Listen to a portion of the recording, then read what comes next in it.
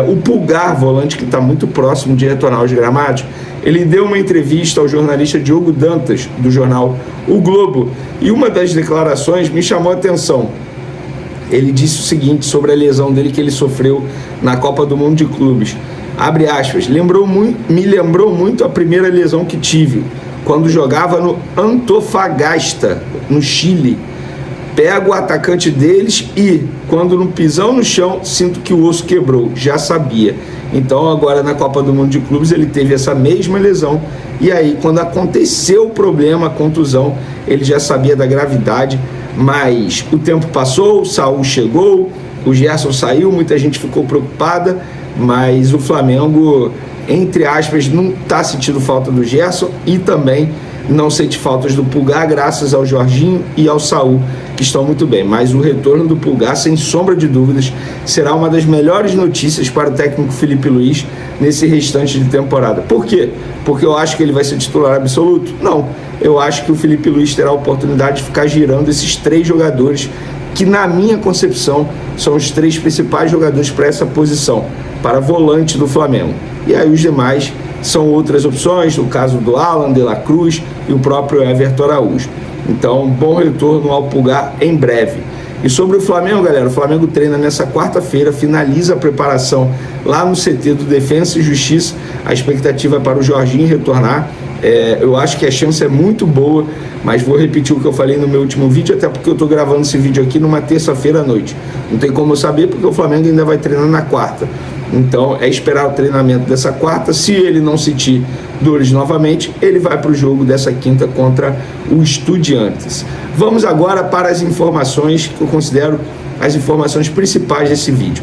Depois do que aconteceu com o Felipe Tereza, e para contextualizar para quem não sabe, o Flamengo definiu ou decidiu de maneira institucional, isso não partiu de nenhum profissional, do Bruno Pivetti, treinador do Sub-20, do Alfredo, que é o coordenador da base, do Felipe Luiz, treinador do time profissional, ou do José Boto, que é o diretor-geral de futebol do Flamengo. Inclusive o Sub-20 responde diretamente ao José Boto também. Isso foi uma decisão institucional. Isso aconteceu com um jogador que tinha um certo privilégio dentro do Flamengo.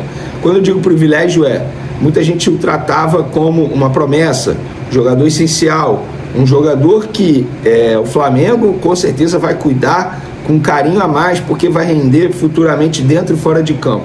Claro, isso tudo poderia acontecer se o jogador demonstrasse no dia a dia, nos jogos, nos treinamentos, que ele estava tendo essa atitude, que ele estava buscando o melhor para ele e também para o Flamengo. Não era o que acontecia. Nos bastidores ele não tinha as melhores posturas, pelo contrário, eram as piores posturas, se achando bastante. Isso é segundo pessoas que conviviam com ele no dia a dia, achando que jamais iria acontecer algo com ele nesse sentido, de rescisão de contrato, pelo status que ele tinha. Mas aconteceu. O Flamengo decidiu, rescindiu o contrato dele, ele já se despediu, e que ele tenha muito sucesso na carreira dele e que ele aprenda com os erros. Faz parte do aprendizado, mas o Flamengo entendeu que ali ele não iria agregar mais. E era o clube recentemente. Isso faz parte. Se o jogador não se encaixa no perfil ou não está se empenhando para se encaixar, ele não vai ficar no Flamengo. Acabou a era no Flamengo de jogador bad boy. Acabou a era no Flamengo de jogador, entre aspas, ser escalado por status. Acabou a era do Flamengo de moleza. A cobrança lá está sendo rigorosa. Não só do Bruno Pivetti, do Alfredo, do José Boto e do Felipe Luiz. Com o Felipe Luiz aconteceu com o Pedro. Aconteceu com o Alan Cian, já falei para vocês, quando ele estava no Sub-20, também no profissional. Parou de ser relacionado. Se o jogador não estiver empenhado, o Bruno Pivetti vai cobrar. E ele no Flamengo, desde quando ele chegou, ele tem 13 jogos no Sub-20, 7 vitórias. Está fazendo bons jogos, inclusive campeão mundial Sub-20, em cima do Barcelona, aquele jogo eletrizante dentro do Maracanã. E, diante disso, tem um atacante que é um bom exemplo que está acontecendo agora. Por quê? Está se empenhando, está se encaixando no perfil de jogo que o Flamengo deseja para o Sub-20 profissional, intensidade. Um jogador que busca no dia a dia evoluir, busca conhecimento, tem apenas 17 anos, mas tem uma maturidade absurda nos bastidores, todo mundo relata isso. Tem 17 anos, mas já faz parte do Sub-20. Ele se chama Rian Roberto. Um atacante destro, chuta com a direita, mas joga pela ponta esquerda. Aqui na Argentina, onde o Flamengo, neste momento, está realizando um treino no CT do Defensa e Justiça. Treino totalmente fechado, tanto para a imprensa local, a imprensa argentina, como também para nós, para a imprensa brasileira e também para os torcedores do Flamengo. O técnico Felipe Luiz ver esse treino de hoje como muito importante. Por isso que eu estou gravando aqui do hotel, não fui nem lá para frente do CT, porque realmente esse treino seria totalmente fechado, e é claro que eu queria deixar os jogadores do Flamengo lá em paz para poder fazer o treino, para poder treinar tranquilo, para poder se preparar para o jogo de amanhã. E daí, gente, o que acontece é o seguinte, há uma preocupação no Flamengo nesse jogo com o Guilhermo Varela. O jogador é o único jogador do Flamengo que tem ali 2 cartões amarelos. Caso tome um novo cartão amarelo amanhã, fica fora do jogo de ida contra o Racing se o Flamengo se classificar. Flamengo passando amanhã pelo Estudiantes de La Plata, se o Guilhermo Varela tomar o amarelo, não joga o jogo no Maracanã contra o Racing de Avejaneda, a partida de ida que vai ser marcada lá para o final de outubro, jogo pela Libertadores da América. Então o Flamengo tem que estar atento e ligado nessa situação. Uma outra coisa que eu quero falar ainda sobre essa estadia do Flamengo aqui, foi que eu trouxe a informação logo cedo hoje, que o Flamengo está isolado, está em um resort que é dentro de um condomínio que para chegar nesse resort é 2 quilômetros da portaria. Ou seja, o Flamengo fez isso, muito mérito do Gabriel Skinner, ele que é o supervisor aí e que cuida dessa parte logística do Flamengo, até para afastar a possibilidade de torcedores do Estudiantes fazer foguetório e atrapalhar o sossego, a concentração e o descanso do time do Flamengo. Amanhã não tem conversa. Flamengo e Estudiantes entram em campo e para o Flamengo o mais importante é sair da Argentina classificado. Bom, deixa eu mudar o assunto aqui, falar agora sobre CBF, porque a CBF gostou da experiência feita com a questão do desafio. O que seria o desafio? Cada técnico poderia, o técnico, chamar o VAR. Por exemplo, teve um lance no jogo para cartão vermelho, teve um lance no jogo para pênalti, teve um lance no jogo para revisar um gol, o técnico, ele pode chamar o VAR. Ele pede ali, ele faz um sinal, ele pede o desafio, o árbitro é obrigado a parar o jogo e ir no VAR para avaliar a situação. E daí, a depender ali do olhar do árbitro, ele vai tomar a decisão favorável ou não ao desafio. Cada técnico tem direito a 2 desafios por jogo. Porém, vou explicar aqui a vocês aqui a situação. Teve lá uma situação de pênalti, aí o Felipe Luiz chamou o desafio.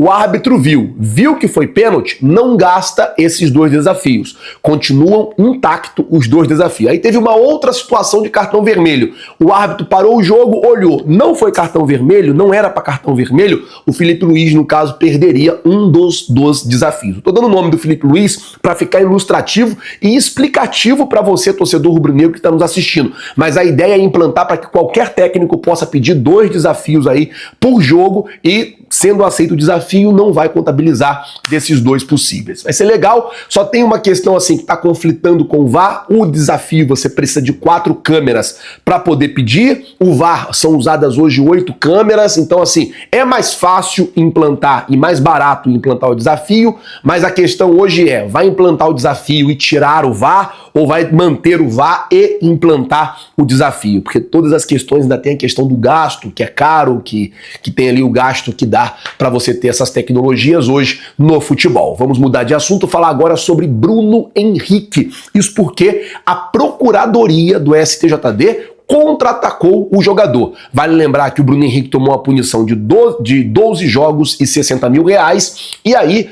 o Flamengo recorreu ao pleno do STJD para diminuir essa pena. E aí a Procuradoria também recorreu ao pleno do STJD para enquadrar o jogador no artigo 243, que é o artigo que prevê que ele prejudicou o Flamengo. Ele havia sido absolvido nesse artigo, ele foi apenas condenado no 243A, no 243 ele foi absolvido porque ficou entendido que ele não prejudicou o Flamengo tomando aquele cartão amarelo. A Procuradoria agora entrou com um pedido ali de revisão e pedindo que ele fosse enquadrado, dizendo que ele prejudicou o Flamengo porque o valor dele no mercado, devido a todas essas polêmicas, caiu. e caiu bastante. É isso que a Procuradoria está alegando para enquadrá-lo no 243, no artigo 243, e tentar aí colocar no Bruno Henrique uma pena de até 2 anos de afastamento. Torcer para que a defesa consiga provar o contrário, e o que eu quero mais rápido possível é que essa situação do Bruno Henrique se resolva e que ele fica bem, que isso passe logo. Não aguento mais essa confusão envolvendo o Bruno Henrique. Bom, falar agora sobre a situação do Gerson, porque essa informação foi publicada primeiramente pela ESPN, que trouxe que o Gerson sofreu uma lesão. E aí, o que acontece é o seguinte: o jogador quer sair do Zenit e quer tratar essa lesão fora do Zenit. Ele não quer, segundo a informação da ESPN, ele não estaria querendo fazer a fisioterapia lá no Zenit. Ele queria sair. A ideia, eu acredito, é voltar para o Brasil para poder fazer essa fisioterapia aqui. E aí eu pergunto a você, torcedor rubro-negro que assiste o nosso canal, se o Gerson batesse na porta do Flamengo hoje e pedisse para tratar no CT com os fisioterapeutas do Flamengo, você autorizaria ou não o jogador se tratar no Flamengo? Se você fosse o Flamengo, se você fosse dirigente do Flamengo, o que você faria? Coloca, por favor, nos comentários, lembrando que o seu comentário é muito importante para nós. Vale lembrar que já tem diversas notícias dando conta que o Gerson tá triste, que o Gerson não queria ter viajado, que o Gerson não queria estar lá lá na Rússia, aquela situação toda, que ele não está se adaptando lá ao Zenit. Desde que chegou, ele tem apenas 6 jogos, 4 como titulares, 2 como reservas, entrando ali durante a partida, que o jogador estaria, inclusive, arrependido de ter se transferido ao Zenit. Agora, ele teve uma lesão e não quer tratar no Zenit. Cogita aí sair para tratar fora do Zenit. Se ele voltasse, você aceitaria abrir as portas do clube para que ele tratasse no clube? Coloca, por favor, nos comentários, eu quero saber a sua opinião. Lembrando que isso é uma prática comum. Vou refrescar a ideia de vocês aqui. Lembra do Henrique Dourado? Quando ele saiu do Flamengo e foi lá para a China, ele sofreu uma lesão, ele quebrou a tíbia, e aí ele volta pro Brasil e ele trata no Flamengo, tratou no Flamengo. Então isso é uma coisa comum, assim, às vezes os jogadores voltam e tratam ali em determinados clubes. Você aceitaria ou não, Gerson? Comenta, quero saber a opinião de vocês. Segundo o jornalista Antônio Carlos, o Flamengo já começa a se movimentar de forma estratégica no mercado de olho em 2026 e tem como prioridade um nome de peso: Casemiro. O volante brasileiro, um dos mais vitoriosos da sua geração, atualmente defende o Manchester, mas de acordo com o jornal Estadão, não deve renovar o contrato com o clube inglês, que se encerra justamente em 2026. Com isso, ele ficará livre para assinar com qualquer equipe sem custos de transferência, o que abre espaço para uma grande oportunidade no mercado. A diretoria rubro-negra acompanha de perto a situação e entende que Casemiro pode ser a peça que faltava para fortalecer ainda mais o elenco. Trata-se de um jogador acostumado a grandes desafios, multicampeão pelo Real Madrid com vasta experiência na seleção brasileira, além de ter uma postura de liderança dentro e fora de campo. Felipe Luiz, atual técnico do Flamengo, é um grande entusiasta do futebol do volante e vê nele o perfil ideal para ser o comandante do meio-campo, unindo intensidade na marcação, disciplina tática e qualidade na saída de bola. No planejamento esportivo do clube, a chegada de Casemiro seria considerada um movimento de impacto não apenas dentro das 4 linhas, mas também fora delas, já que traria ainda mais visibilidade internacional ao Flamengo e aumentaria a motivação da torcida. Um nome desse calibre serviria como reforço técnico, referência para os mais jovens e símbolo de ambição no projeto rubro-negro, que visa manter a equipe no mais alto nível de competitividade. Agora eu quero saber a opinião de vocês. Casemiro será um grande reforço? Sim ou não? Deixe sua opinião no comentário. Não esqueça de curtir o vídeo e inscreva-se no canal para não perder nada do Flamengo. Até a próxima e saudações rubro-negras.